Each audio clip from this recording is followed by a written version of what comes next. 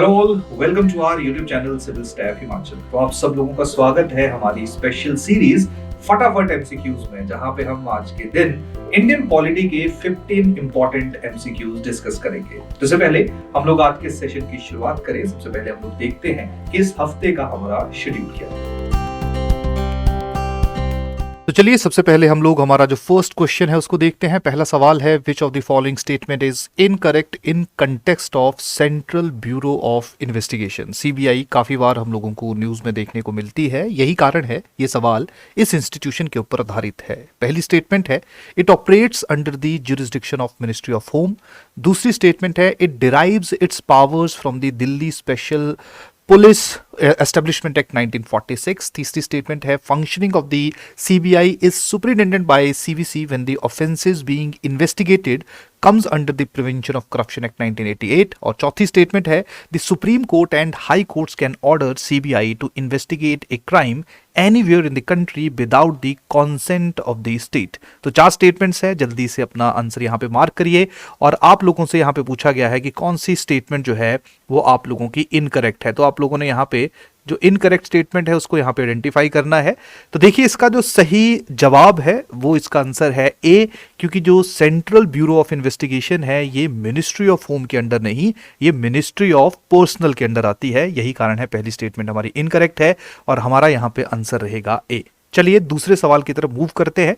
तो दूसरा क्वेश्चन हमारा है, Which of the following statement is or are correct? पहली स्टेटमेंट है, in the Gopalan case 1950, the Supreme Court declared that the protection under Article 21 is available only against arbitrary executive action। दूसरी statement है, Article 21 of the Indian Constitution explicitly mentions the due process of law। तो दो statement आप सब लोगों के सामने है। आप लोगों से यहाँ पे पूछा गया है कि कौन सी स्टेटमेंट जो है वो आप लोगों की करेक्ट है, तो जल्दी से जो अपना आंसर यहाँ पे मार्क करिए, क्योंकि आप लोगों से करेक्ट पूछा गया है। तो देखिए जब हम लोग इन दो स्टेटमेंट्स को देख रहे हैं तो यहां से हम लोगों को सीधा सीधा आर्टिकल 21 जो कि राइट टू लाइफ से रिलेटेड है, हमारे फंडामेंटल राइट्स का हिस्सा है, उसके बारे में ये सवाल पूछा गया है। तो जब हम लोग इस क्वेश्चन के सही आंसर को पहले लोकेट कर लेते हैं तो इसका जो सही आंसर है वो है ए, यानी कि जो फर्स्ट स्टेटमेंट है वो आप लोगों की करेक्ट है। क्योंकि जब हम लोग आर्टिकल 21 के ऊपर आधारित अलग अलग केसेस की बात करते हैं, जिनमें गोपालन केस और मेनका गांधी केस इंपॉर्टेंट है, तो गोपालन केस में सुप्रीम कोर्ट ने सीधा सीधा ये कहा है कि आर्टिकल 21 जो है वो available only against arbitrary executive action है। क्लियर। और जब हम लोग इस आर्टिकल को रीड करते हैं तो वहां पे ड्यू प्रोसेस ऑफ लॉ नहीं लिखा गया है, वहां पे लिखा गया है एक्सप्लिसिटली, यानी कि directly procedure established by law. Due process of law की बात जो है वो मेनका गांधी केस में सुप्रीम कोर्ट के द्वारा की गई है। यही कारण है दूसरी स्टेटमेंट हमारी यहाँ पे इनकरेक्ट है और हमारा सही आंसर है ए। चलिए तीसरा सवाल, थर्ड क्वेश्चन की तरफ मूव करते हैं। Which of the following statement is incorrect regarding members of parliament local area development scheme. पहली स्टेटमेंट है, under the scheme ₹5 crore per annum is directly disperse to the member of parliament for the development related work. दूसरी है, the Rajya Sabha members of parliament can recommend works in one or more districts in the same state for where he or she has been elected. तीसरी statement है, the nominated members of the Lok Sabha and Rajya Sabha में select any one or more districts from any one state in the country for implementation of their choice of work under this scheme। and चौथी statement है, this scheme was launched on 23rd December 1993। तो MP lead scheme से संबंधित ये specific question है, तो जल्दी से जो अपना आंसर यहाँ पे मार्क करिए कि कौन सी स्टेटमेंट इन चारों में से इनकरेक्ट है, कौन सी स्टेटमेंट जो वो गलत है। तो जब हम लोग इस स्पेसिफिक क्वेश्चन को रीड कर रहे हैं तो यहां पे देखिए जो पहली स्टेटमेंट है यहां पे लिखा गया है is directly disperse to the member of parliament. ये वाली स्टेटमेंट जो आप लोगों की इनकरेक्ट है। हमारा यहां पे जो आंसर बनेगा वो बनेगा ए। बेसिकली इस स्कीम के अंतर्गत जो हमारे एमपीज हैं वो डायरेक्ट करते हैं और वो पैसा जो है वो डायरेक्टली एमपीज के पास नहीं जाता है, वो पैसा डिस्ट्रिक्ट अथॉरिटीज के पास जाता है जो उस पैसे को यूज करते हैं for the development related activities. यही कारण है पहली स्टेटमेंट जो है जहां पे डायरेक्टली डिस्पर्स शब्द लिखा गया है ये स्टेटमेंट आपकी इनकरेक्ट है। चलिए फोर्थ क्वेश्चन की तरफ मूव करते हैं। चौथा सवाल है, कंसीडर द फॉलोइंग स्टेटमेंट्स। पहली स्टेटमेंट है, protection of human rights act of 1993 provides for the creation of national human right commission and state human right commission. दूसरी स्टेटमेंट है, chairperson of the state human right commission is appointed and removed by the president of India. हमसे पूछा गया है which of the statement given above is और are correct, कौन सी statement जो है वो आपकी सही है। जल्दी से जो है वो अपना आंसर यहां पे मार्क करिए, फिर हम लोग देखते हैं कि इस क्वेश्चन का क्या सही आंसर है। इस क्वेश्चन का सही आंसर है ए, यानी कि जो दूसरी स्टेटमेंट है वो हमारी इनकरेक्ट है, गलत है। दूसरी स्टेटमेंट हमारी इस गलत इसलिए है क्योंकि जो स्टेट ह्यूमन राइट कमीशन के जो चेयरपर्सन रहते हैं उनकी अपॉइंटमेंट गवर्नर के द्वारा की जाती है और उनका जो रिमूवल है वो प्रेसिडेंट ऑफ इंडिया के द्वारा ही होता है। यही कारण है दूसरा जो स्टेटमेंट स्पेसिफिक क्वेश्चन के अंदर गलत है और हमारा आंसर है ए। चलिए फिफ्थ क्वेश्चन की तरफ मूव करते हैं। पांचवा सवाल है which of the following statement is in the context of CAG is not correct. Clear.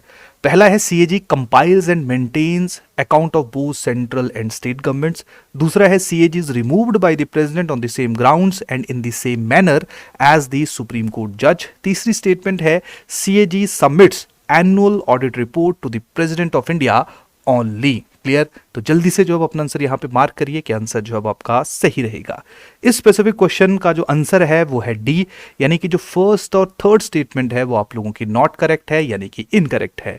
पहली स्टेटमेंट की अगर हम लोग बात करेंगे तो जो सीएजी है वो सिर्फ स्टेट गवर्नमेंट्स के अकाउंट्स को कंपाइल करता है, सेंट्रल गवर्नमेंट का डिफरेंट अकाउंट डिपार्टमेंट है। दूसरी स्टेटमेंट बिल्कुल सही है। तीसरी स्टेटमेंट इसलिए गलत है क्योंकि सीएजी जब ऑडिट करेगा स्टेट्स के अकाउंट का तब वो प्रेसिडेंट नहीं, तब वो गवर्नर के पास अपनी रिपोर्ट जो वो सबमिट करेगा। यही कारण है पहली और तीसरी स्टेटमेंट हमारी इनकरेक्ट है और हमारा आंसर है डी। चलिए सिक्स क्वेश्चन की तरफ मूव करते हैं। छठा सवाल है which of the following statement in the context of NCBC यानी कि national commission for backward classes is not correct. पहला है NCBC has been conferred a constitutional status. दूसरा है it investigates the matter of constitutional and legal safeguards for both the OBCs and Anglo Indians. तीसरा है the conditions of service and tenure of office of the members of NCBC are determined by the president. चौथा है it presents the annual report to the president of India.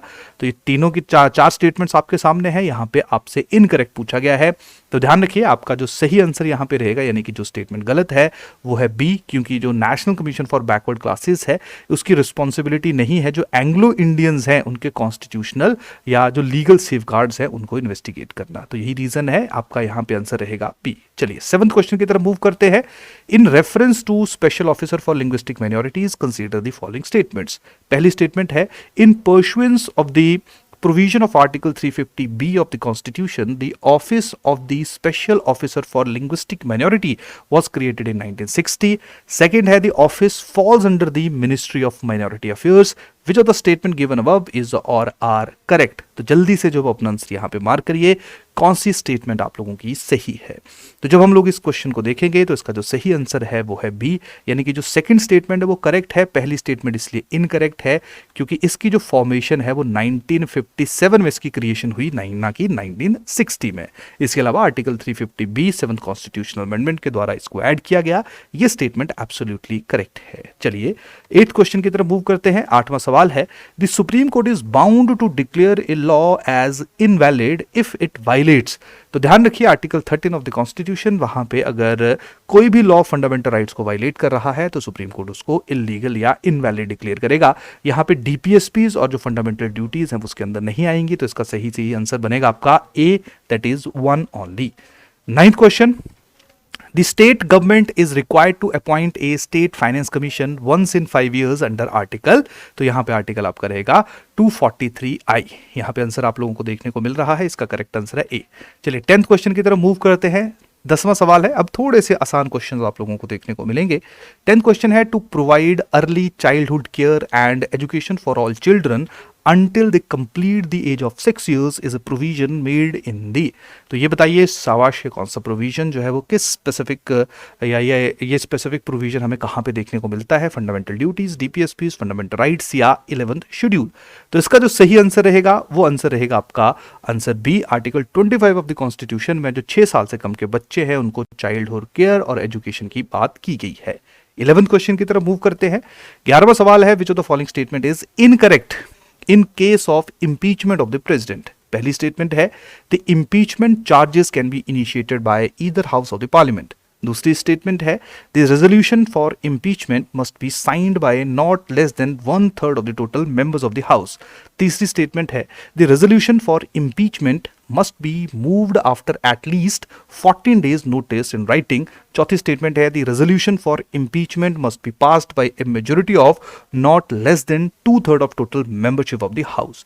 तो जल्दी से यहाँ पे अपना इनकरेक्ट स्टेटमेंट जब आप लोगों से पूछा गया है तो इसका जो सही आंसर रहेगा यानी कि जो स्टेटमेंट आपकी गलत है वो है बी, क्योंकि यहाँ पे 1/3 नहीं, यहाँ पे 1/4 ऑफ द टोटल मेंबर्स जो हैं वो किसी भी एक रेजोल्यूशन जो इंपीचमेंट से रिलेटेड है उसकी रिक्वायरमेंट रहती है। तो 11वें का आंसर आपका रहेगा बी।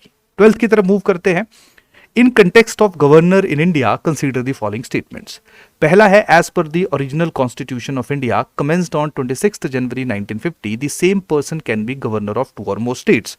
दूसरी स्टेटमेंट है the governor of state appoints the chief minister and other ministers of a state. तो दो स्टेटमेंट आप सब लोगों के सामने है। यहां पे आप लोगों से पूछा गया है सही आंसर आपका क्या रहेगा। तो यहां पे जो दूसरी स्टेटमेंट है वो आपकी सही है, पहली स्टेटमेंट इसलिए गलत है क्योंकि जो हमारा ओरिजिनल कॉन्स्टिट्यूशन है वहां पे एक स्टेट के लिए सिर्फ एक ही गवर्नर की बात की गई है। ये 7th कॉन्स्टिट्यूशनल अमेंडमेंट 1956 में हुई, वहां पे ये प्रोविजन डाला गया कि 2 या 2 से ज्यादा स्टेट्स के लिए एक इंसान को गवर्नर बनाया जा सकता है। यही कारण है आपका जो सही आंसर रहेगा यहाँ पे वो रहेगा बी। 13 क्वेश्चन की तरफ मूव करते हैं। Which of the following statement are correct regarding national green tribunal that is NGT. पहली स्टेटमेंट है it is a non statutory body. दूसरी स्टेटमेंट है the tribunal is mandated to make and endeavour for disposal of application or appeals finally within 6 months of filing. Third है justice Lokeshwar Singh Pant was the first chairman of NGT. तो 3 statements आप सब लोगों के सामने हैं। यहां पे अपना जो सही आंसर है उसको मार्क करिए। इसका जो सही आंसर आपका रहेगा वो रहेगा बी यानी कि 2 और 3। क्लियर। फर्स्ट स्टेटमेंट आपकी इसलिए गलत है क्योंकि जो नेशनल ग्रीन ट्रिब्यूनल है इसको 2010 में स्टैट्यूटरी बॉडी के रूप में एस्टेब्लिश किया गया under national green tribunal act 2010। Clear. चलिए 14 क्वेश्चन की तरफ मूव करते हैं। Consider the following items public order, banking, railways, agriculture, forest. Which of the items given above comes under the union list in the constitution of India. पहला है 2 और 3 only, 1, 2 और 5 only, 1, 3, 4 only, 1, 2, 3, 4 और 5 only. तो यहाँ पे सीधा सीधा जो आपका आंसर है, आसान सवाल आपका है, जल्दी से यहाँ पे अपना आंसर यहाँ पे मार्क करिए। तो देखिए पब्लिक ऑर्डर, एग्रीकल्चर है, फॉरेस्ट, ये सारे के सारे जो आप लोगों को स्टेट लिस्ट के अंदर देखने को मिलते हैं। तो यहाँ पे जो सही आंसर आपका रहेगा वो रहेगा ए दैट इज 2 और 3। बैंकिंग और रेलवेज जो हैं वो आपके यूनियन लिस्ट का हिस्सा है, पब्लिक ऑर्डर और एग्रीकल्चर स्टेट लिस्ट का हिस्सा है, फॉरेस्ट जो है वो आपका कॉन्करेंट लिस्ट का हिस्सा है। लास्ट क्वेश्चन की तरफ मूव करते हैं। Which of the following grants is given in advance by the parliament to enable the government to carry on until the voting of demands for grant and the passing of the appropriation bill and finance bill। जब तक ये bill pass नहीं हो जाते हैं तब तक कौन सी ग्रांट जो है वो पार्लियामेंट के द्वारा दी जाती है। तो 4 ऑप्शन आपके सामने है, vote of credit, vote on account, supplementary grant and interim budget. तो जल्दी से अपना आंसर यहाँ पे मार्क करिए। इस स्पेसिफिक स्टेटमेंट का जो आंसर रहेगा वो रहेगा B that is vote on account. जो 2 महीने का समय रहता है वहां पे पार्लियामेंट के द्वारा वोट ऑन अकाउंट जो है वो एग्जीक्यूटिव के लिए सैंक्शन किया जाता है, जो टोटल बजट का 1/6 अमाउंट रहता है। तो ये थे आज के हमारे टोटल 15 सवाल। कमेंट सेक्शन के अंदर जरूर बताइए कि जो थोड़ा फास्ट हमारी फटाफट सीरीज है इसके बारे में आप लोगों का क्या फीडबैक है, क्योंकि यहाँ पे कम समय में ज्यादा क्वेश्चन जो है वो हम लोग प्रैक्टिस कर सकते हैं। इसी के साथ आज के सेशन को मैं यहीं पे ही कंक्लूड कर रहा हूँ। Thank you. तो होपफुली आप सब लोगों ने इन 15 क्वेश्चंस के जरिए कुछ ना कुछ नया जरूर सीखा होगा। तो कमेंट सेक्शन के अंदर या चैट बॉक्स के अंदर जरूर शेयर करिए कि इन 15 एमसीक्यूज में से आपके कितने एमसीक्यूज सही हैं। तो इसी के साथ आज के सेशन को हम लोग समाप्त करते हैं। बहुत बहुत धन्यवाद। Thank you.